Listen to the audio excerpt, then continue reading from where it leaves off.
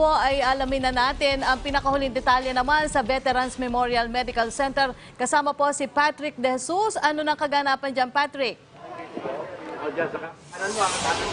Kaliwa muna. Sige. Bala na.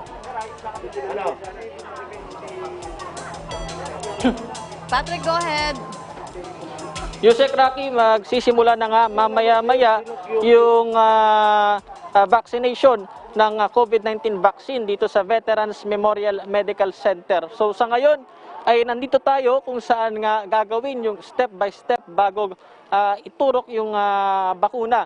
Siyempre dito sa Veterans Memorial Medical Center, ang unang bibigyan ng Sinovac vaccine na dumating kahapon ay yung mga empleyado at ilang health personnel ng VMMC. So yung unang step ay meron doong waiting area. Nandito naman sa step 2, Yusek Rocky, yung registration area. Tapos mamaya, pagkatapos dito sa may registration area, nandito yung step 3, nandito yung triage at screening. Pagkatapos dito sa step 3, ay pupunta yung mga magpapabakuna doon sa step 4, no? Doon yung counseling.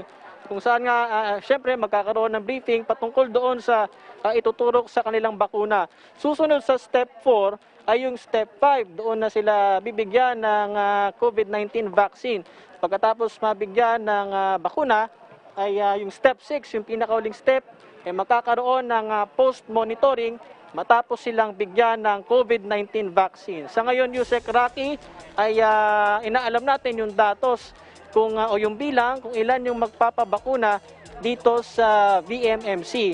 Inaasa namang maunguna sa programa mamaya si Defense Secretary Delphine Lorenzana at ang mga opisyal ng VMMC.